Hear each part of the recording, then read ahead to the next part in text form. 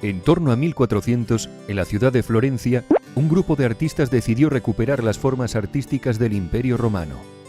Esa recuperación se fue expandiendo por toda Italia a lo largo del siglo XV, para de ahí saltar al resto de Europa occidental ya en el siglo XVI.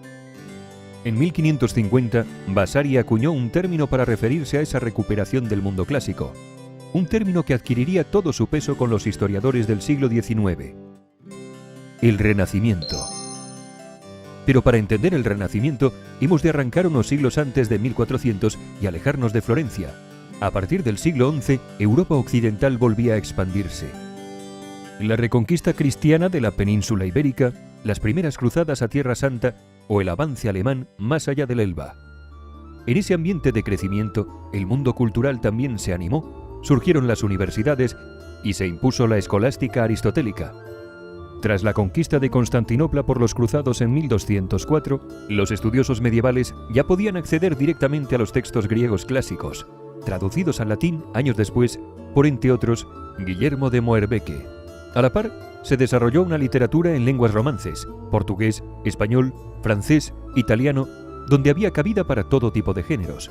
Historias clásicas como la del libro de Alexandre, sobre Alejandro Magno, de mediados del siglo XII, ensayos científicos como el Tacuinum Sanitatis, manual médico popular desde mediados del siglo XIII, o relatos en los que se ensalzaban las glorias políticas del momento o se criticaban las costumbres más mundanas, como ocurría en los libros del Arcipreste de Hita o de Petrarca, ya a comienzos del siglo XIV. Algunos reyes se rodearon de eruditos y ellos mismos se lanzaron a escribir, como Alfonso X de Castilla, llamado el Sabio, a mediados del siglo XIII, o Carlos V de Francia, otro rey sabio, ya a mediados del siglo XIV. En el terreno de las artes plásticas, se fue abandonando el esquematismo de la Alta Edad Media, de raíz bizantina, por un arte más realista, un realismo que se logró antes en la escultura. Pensemos en el pórtico de la Gloria del Maestro Mateo de finales del siglo XII, o el Adán de la Catedral de Notre Dame de París, de mediados del siglo XIII. Más destacado aún es el trabajo de Klaus Schluter, en torno a 1400. En la pintura, fue más difícil superar el esquematismo bizantino, además de que las técnicas pictóricas mayoritarias, temple y fresco, dificultaban las correcciones y no permitían detalles. Con todo, desde el siglo XIII, los artistas trataron de romper con ese esquematismo en dos frentes, dotando de mayor expresividad a sus figuras y enfatizando la tercera dimensión. Como en el caso de la escultura, esa revolución pictórica se vio en diferentes lugares de Europa occidental, como podemos ver en la obra de Sánchez de Segovia en la Catedral Vieja de Salamanca a mediados del siglo XIII. Pero para la conquista de la tercera dimensión son claves los trabajos del florentino Giotto, alrededor de 1300, cuya influencia se extenderá por doquier. El modelo de Giotto evolucionó a partir del siglo XV por dos vías. Por un lado, los estudios sobre perspectiva iniciados por Brunelleschi. Por otro, la difusión de la técnica al óleo a partir de los maestros flamencos, que permitía un grado de detalle desconocido hasta la época. La revolución en la escultura y la pintura también llegó a la arquitectura, donde se impuso el gótico con una serie de soluciones y avances técnicos que facilitaron la arquitectura florentina de comienzos del XV. Por lo tanto, es importante entender que para 1400, la alta cultura de la Europa occidental, siendo claramente cristiana, conocía el mundo clásico, sobre todo el aristotélico. En sus cortes, los eruditos utilizaban por igual el latín que las lenguas romances, y se había apostado ya por el realismo y la expresividad en las artes plásticas. Ni el autor del libro de Alexandre, ni Moerbeke, ni Alfonso X de Castilla, ni Carlos V de Francia, ni el arcipreste de Hita, ni Petrarca, ni Klaus Schluter, ni Giotto eran hombres del prerrenacimiento. Fueron gentes de su tiempo que respondieron a las querencias de sus contemporáneos que querían ver el cristianismo a través de los ojos de Aristóteles y de una plástica realista y expresiva. Lo que va a ocurrir en Florencia a partir de 1400, por tanto, no es el descubrimiento del mundo grecolatino, ni de un cierto realismo plástico, ni una arquitectura más refinada técnicamente. Lo que va a ocurrir en Florencia a partir de 1400 es que decidieron reinventarse el Imperio Romano como una insignia propia. Durante los siglos previos a 1400, Florencia se encontraba en la ruta que regularmente los emperadores alemanes tomaban para hacerse coronar en Roma. La situación era tal que en la propia Florencia se generaron dos bandos enfrentados, los gibelinos, favorables al emperador, y los güelfos, más cercanos al papa. Pero en 1400, Florencia disfrutaba de una gran autonomía. Tras la crisis de la peste negra, la industria textil y sobre todo la banca florentina dominaban el mercado europeo. En el imperio, varios candidatos pugnaban por el trono y algo parecido ocurría en el papado, donde hasta 3 pretendientes reclamaban la cátedra de San Pedro. La oligarquía florentina hizo crecer los dominios de la ciudad extendiéndose desde la vertiente oriental de los Apeninos tras la ocupación de Castrocaro en 1403 hasta las costas del Tirreno, con la toma de Pisa en 1406. Es entonces cuando apostaron por construir una imagen propia vinculada al Imperio Romano y diferenciada de los bárbaros alemanes. En 1401, Ghiberti ganó el concurso para las puertas del baptisterio de la Catedral de Florencia. En su propuesta para el sacrificio de Isaac, muestra un Isaac claramente clásico, frente a las figuras más planas de sus rivales. Entre ellos, Brunelleschi, quien en 1420 se toma la revancha al ganar a Ghiberti la construcción de la cúpula mayor de la catedral. Curiosamente, la solución presentada por Brunelleschi, un cimborrio de planta octogonal con nervaduras ojivales, aún bebe de la tradición gótica. Pero un año antes, en 1419, Brunelleschi ya se había lanzado a recuperar las formas de la arquitectura clásica romana. En la logia del Hospital de los Inocentes encontramos una sucesión de arcos de medio punto sobre columnas corintias, un diseño que habría de ser copiado numerosas veces a partir de ese momento y durante varios siglos. Lo singular es que esta solución de un corredor de arquería sobre columnas fue muy pocas veces empleado en el Imperio Romano. El propio Brunelleschi también puso en marcha la recuperación de la pintura romana con la invención de la perspectiva cónica, que daba solución al problema de la tercera dimensión, aunque se tardó un largo siglo en consolidar esa solución. Curiosamente, cuando se descubrieron pinturas romanas originales en Pompeya, en el siglo XVIII, se pudo ver que la propuesta de Brunelleschi no era nada clásica, sino algo exclusivo de la Europa occidental a partir del siglo XV. Es decir, el Renacimiento florentino, que pretendía recuperar el Imperio Romano como seña de identidad frente a ese otro imperio, bárbaro de más allá de los Alpes, lo que realmente hizo fue reinventarse, al menos en la pintura y la arquitectura, ese Imperio Romano.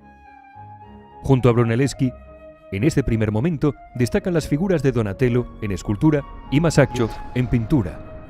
A partir de 1434, el gobierno de Florencia quedó en manos de Cosme I el Viejo, patriarca de la familia Medici. En esa corte de los Medici van surgiendo una nueva generación de artistas que ya habían asumido el repertorio clásico. Así, arquitectos como Michelozzo o pintores como Fra Angelico o Piero della Francesca. Con todo, aún era una fase de experimentación y si bien en la plástica los espacios arquitectónicos dibujados iban ganando la tercera dimensión, los personajes aún se mostraban muy planos. En esta segunda generación encontramos a León Battista Alberti, quien inició la tradición de los tratados de arte con la elaboración de 3 ensayos sobre pintura, escultura y arquitectura. Alberti recuperó así la idea planteada por Vitruvio, arquitecto romano del siglo I a.C., quien había escrito su propio tratado, un trabajo ya conocido en época medieval, pero que en el Renacimiento florentino se convirtió en libro de cabecera de los arquitectos que reclamaban el mundo clásico. El problema de Vitruvio, como el de Alberti y el de muchos tratadistas que vendrían después, es que trataron de encorsetar el arte clásico en unas fórmulas cerradas, algo que resultaba totalmente contradictorio con la libertad creativa de los romanos de la antigüedad. Este empeño por el mundo clásico no ha de hacernos olvidar que en la Italia de mediados del siglo XV aún había figuras destacadas que seguían dentro de la tradición medieval, como Giovanni di Paolo o Benedetto Bonfigli. Lo mismo ocurría con el arte que estaba llegando desde los Países Bajos.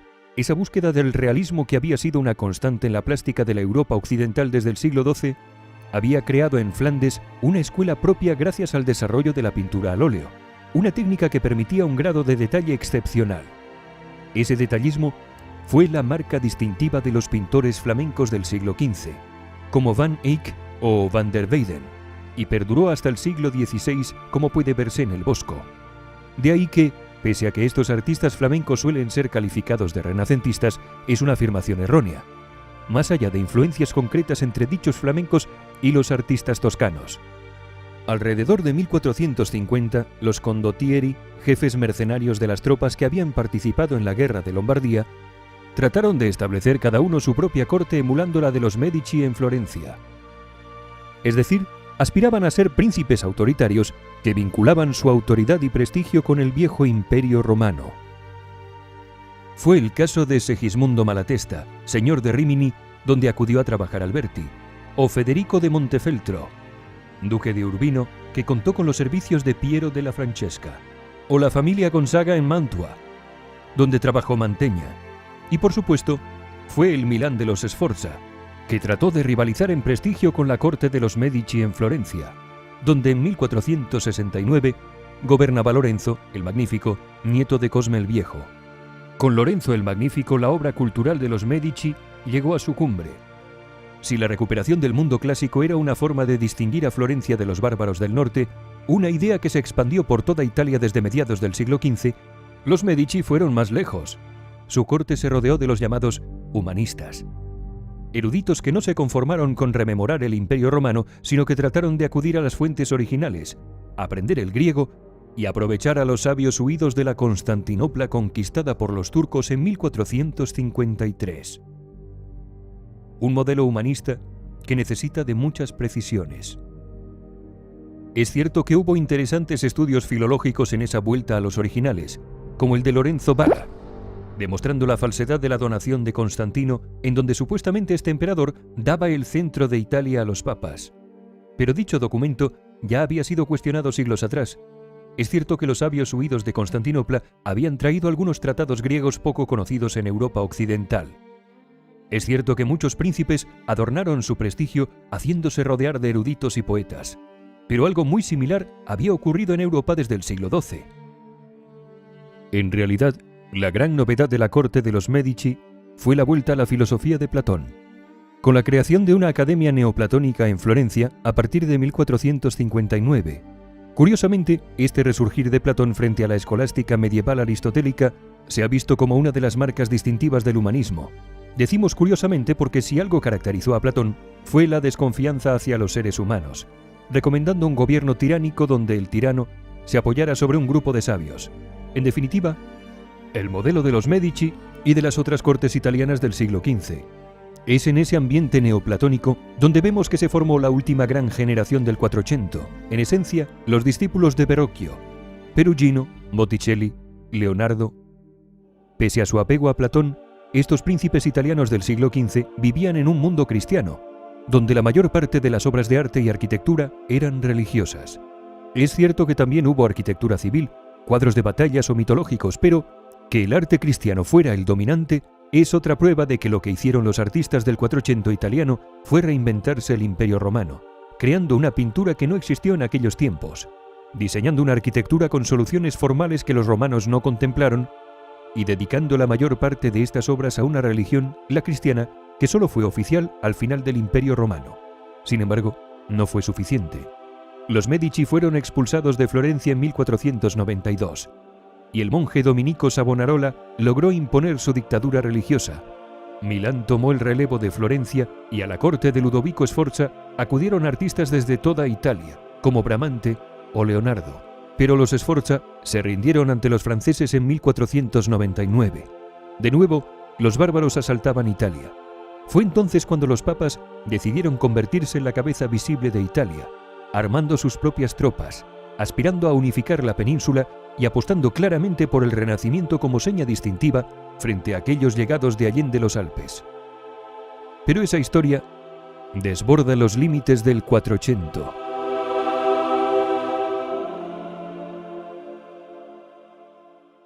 Muchos nos habéis preguntado cómo hacemos nuestros vídeos. Te lo vamos a contar. En Academia Play trabajan ilustradores profesionales y nuestro secreto está en las tabletas gráficas de la marca Huion.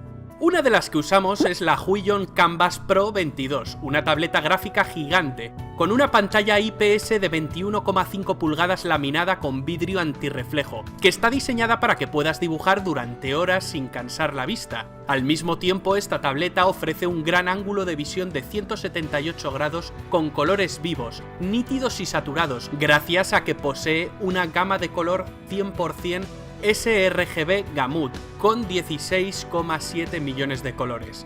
Además, una cosa que mola mucho es que puedes agilizar el flujo de trabajo con las más de 20 teclas personalizables que se encuentran a ambos costados, 10 para la mano izquierda y 10 para la mano derecha, además de las 2 barras táctiles, una a cada lado, que te permitirán acercar, alejar y desplazarte por toda la pantalla con mucha más facilidad. Además, no tenemos el problema de recargar el lápiz para dibujar. Esta tableta viene con el maravilloso lápiz PW500, que no lleva pilas ni debe recargarse. Con esta tablet y otras más pequeñas de la marca Huion creamos todos los dibujitos que ves en los vídeos de Academia Play. Esos dibujos se realizan en formato vectorial, en Illustrator, y luego los llevamos a otros programas de edición donde le añadimos la manita para crear el efecto scribing. Finalmente lo sincronizamos todo con la locución y en postproducción metemos música, pequeñas animaciones, efectos de sonido, etc. ¿Te animas a crear storytellings como los nuestros con las tabletas de Huion? Por cierto, no te pierdas los vídeos de arte que han subido mis compañeros de los canales Historias de la Historia, pero eso es otra historia, El Cubil de Peter, A Toda Leche, La Cuna de Alicarnaso, Memorias de Pez y Miguel de Lis. Os dejo un enlace a una playlist en la descripción.